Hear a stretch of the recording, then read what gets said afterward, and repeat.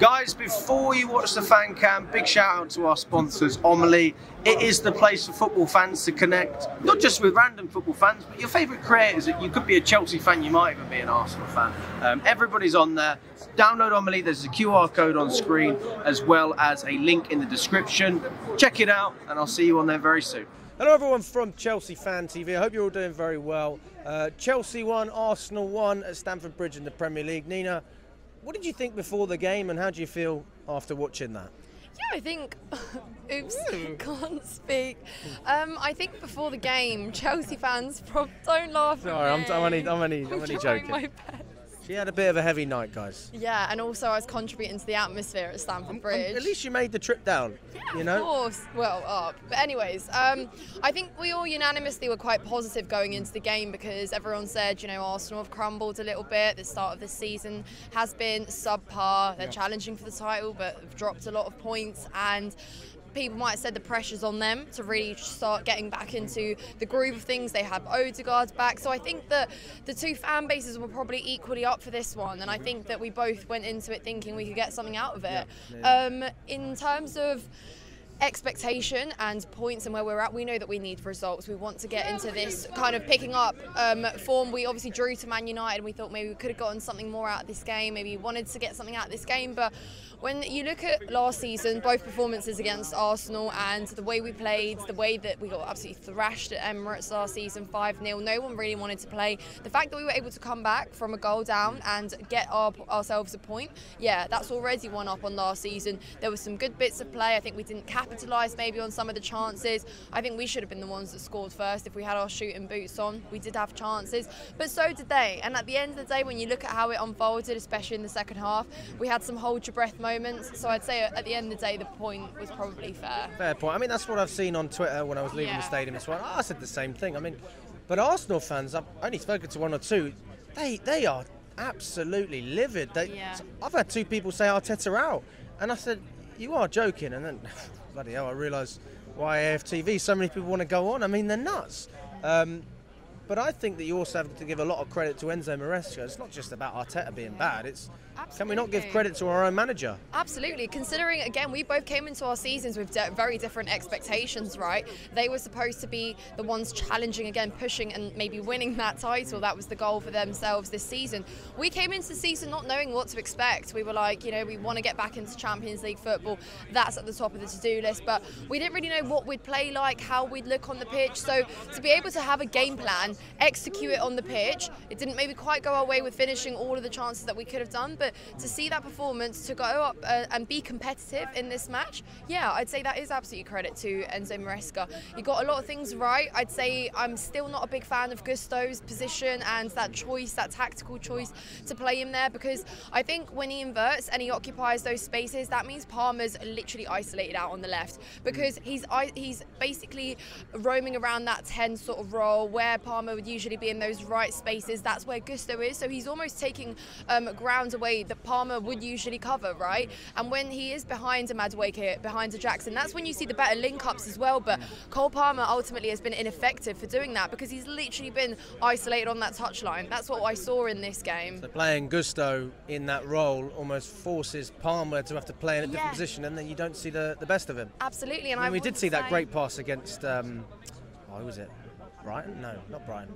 That amazing. Wait, who, Palmer? Yeah, the amazing pass from deep. What was that the other week? Oh yes, the assist to the assist. Neto's assist to Jackson. Yes. I mean, that was absolutely out of this world. But that's about it, really, isn't it? Yeah, true. So I think, you know, when we're asking questions, is Cole Palmer getting marked out of the game, or is there something else going wrong? I think this tactical choice to play Gusto there is really limiting Palmer's game. So is Madueke's and maybe Jackson's too, because what we saw against Arsenal was it was very tough to play through the middle and try and break them down. We know what we saw often was we'd try to sort of take it out wide, then recycle it, play it back, and that wasn't really getting the best out of anything central in terms of Palmer maybe latching a ball over the defensive line to Jackson so he can sort of run in behind. And at times when we were crossing the ball, well, no one was in it because at times Jackson was crossing the ball, and it's like, mate, you're meant to be in there. But I don't understand why we play Jackson when the idea is to whip crosses in. That doesn't strike me as his strength. I'd rather have Nkunku in that position, and I'm surprised how long it took Maresca to bring Nkunku on. It took 80 87 minutes. Yeah, you're right, absolutely. And I think we did really miss that. I think he should have made the subs a little bit earlier, because, you know, then we could have gone off and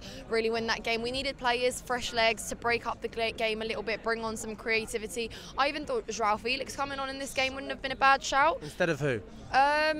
Not instead of Nkunku, but maybe instead of Mudryk, maybe, potentially, because I think Felix can go quite central as well. I think he does occupy those spaces. You could push Palmer out to the right. Yeah, absolutely. And yeah, I think we just struggled to break him down a little bit. But again, I think we defended well. I think Caicedo, we shout out Caicedo. I know Cucurella got man of the match, but I think he was immense. And you know what, Alex, it's really cool to see that now that he's been given the captain armband, he's just so vocal on the pitch. Like, I could see him, hear him, and he was edging the fans on as well. And I was like, I love that. That's proper Chelsea. And a good response from the fans as well. Good response from the fans, and that's what the fans love to see. You know, we've been very void of leaders, and I'm not saying, you know, that Caicedo's already a leader, but I'm saying even anything close to sort of those qualities in the leader, just vocal, being kind of dictating play, but also making the players around you look better. And I think Caicedo did that very well. He was everywhere, covered so much ground. But again, Marc Cucurella deserves that man of the match performance. I thought he was very good at keeping Saka at bay. I thought he was quite good at shutting down that threat down the left-hand side. And considering I was here with you 2 seasons ago, and I told you in that game where we lost to Arsenal 2-0 that Marc Cucurella did not understand that signing. Very different, so he's improved. Absolutely. I think that price tag, over £50 million. 60 million, oh, wow, yeah. even more. Especially with the wages as well. He's on very high wages. So it'd be interesting how those negotiations go up. I do think it's going to get a bit tasty when players run down their contract. You've got Nkunku, another one on high wages, Enzo as well. Those Bowley signings, you could call it, in terms of the contract. Yeah. But yeah, I mean, talk to me about the midfield then. Obviously, you have Caicedo, Lavia as well. I didn't think it was his best game, if I'm totally honest. No. So let's just touch on Lavia. And then I also want to ask you about the comparisons that some people, including myself, have made comparing Caicedo to a player like Kante and where the similarities are. Well, you're not the only one thinking it, because you're seeing it more and more. You know, people love to pick similarities. We love to compare our current players, or just to even see glimpses of what we had in the past in some of these players and legends, like you mentioned, Kante. But like I said, he covers so much ground. Kante, do you remember, what was it? The 70% of the earth is water, the rest is covered by Kante, or something like that. 90. Well, there you go. And it's true, because he's everywhere. He covers a lot of ground. He recovers ball. His tackles so effortless as well, and clean too. And I think that that's so important, to back yourself to be able to do that. Go in for those challenges, but time them well. And I think he's improved on that massively, because I mean, what a player we saw him be for Brighton, right? And when he came, it kind of took time for things to click in, but they have. And the fact that he's improving is telling us that the player that we signed there, even though it was a bit of an excessive price tag, there was a reason, because so many other teams were in for a player like Caicedo in his position. His the way he can switch play, the way he can just go up against, like we said, the top 6 midfield. That's a really, really brilliant midfielder to have there. So yeah, I'd say, you know, if he continues on, he builds on that, we're on our way to having a Kante again. 100%. And then you've got Lavia alongside him, who a lot of people are saying Lavia is the reason we're seeing the best of Caicedo. Do you agree with that?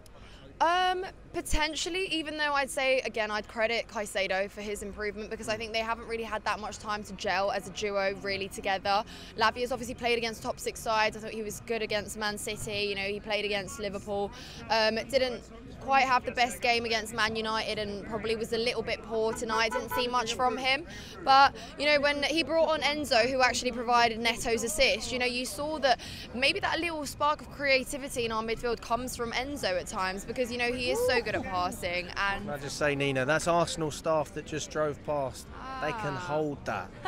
Sorry, Nina, sorry. They've been waiting for like an hour just to drive out of this spot, watching us probably take the piss. Well, I hope you enjoyed.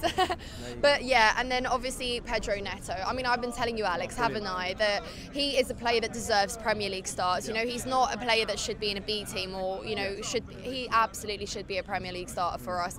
And you see it every time he plays, no matter if he's on the left or the right. He also likes to come in century, which I really like, because sometimes our wingers get isolated. We've seen it a lot, even sometimes under Maresca. But Pedro Neto is just so good at collecting and making something of his own, right? He's got a good football IQ, which is something different to what we said about Mudryk and Madueke. Absolutely, and he knows when to shoot, he knows when to cross, he knows when to slow the ball down, and I really like that. And the passion as well, when you see him celebrate, when you see him provide an assist, and the way that he just has settled into Chelsea has been really, really positive. I said if he wants to make a statement for himself, then a game like Arsenal tonight was great. We got the point because of him, and he trusted himself to just have a shot, see what happens, and what happens, he put it at the back of the net. What about Madueke? I heard that Madueke walked straight into the tunnel after he got subbed off, which isn't great. And I think that Madueke is a player that still has a little bit of an issue with his discipline and self-esteem, and the fact that he does sulk a little bit when it's not going his way. Like I said, I think the tactical choice to invert Gusto, I don't think he supports Madueke as much as Palmer does usually when he's in those spaces, and I think maybe that really kind of shut him out of the game, inhibits him a little bit. But I think, you know, that's not the right attitude. Don't sulk about it, Madueke. Just do better, right? Just try harder. And I think that, you know, we are looking at these games where when eventually Sancho comes back and he is available, you know, there are going to be these conversations. You know, if Neto's earning this kind of regular starting spot, Sancho coming back into the side, you do ask those questions, and ultimately I believe that every player should be rewarded for game time if they play well. So Madueke has got to do better in that regard, and I think that, you know, come on Madueke, this is Chelsea, everyone's trying here, everyone wants to play first team football. You're a good player, no doubt about that. You know, I'm not going to say anything different or take away from his game, but I think he just needs to improve his attitude a little bit. And yeah, at times he still makes the wrong decision, I think, and when that happens he gets frustrated with himself, doesn't he? And you see that he either slows down play, he can't be bothered to track back sometimes, and it's just not what you really want to see. I actually thought Madueke put in a shift today defensively. Oh, defensively, yeah, absolutely. Yeah. For this game, totally, you're absolutely right. You know, he was tracking back. I think it was more moving forward that he was a bit frustrated, but that was, you know, credit to Arsenal's defence at times and how they dealt with him there on the wing. But yeah, I think it'll come together. I just would have liked to see that kind of front three come together a little bit more today and see a little bit more action. I think we were short of scoring a couple opportunities as well. I think Palmer maybe didn't make do the best with the set pieces that we had and the free kicks. I think he tried to obviously go over the defensive line over the wall, and it didn't quite work out. But yeah, I'm not going to jump on the Cole Palmer doesn't turn up in the top 6 games, blah, blah, blah. Cole Palmer's brilliant. I just think that Enzo needs to work out that little tactical choice there and see it, because we are seeing a lot more games now where, yeah, okay, he's being marked out of the game, but he is also just being completely pushed out because of Gusto occupying those spaces. And frankly, I don't think we should accommodate for that. Maybe it's got something to do with Reece James not being 100% fit and available there, but it'll be something to work out and tweak.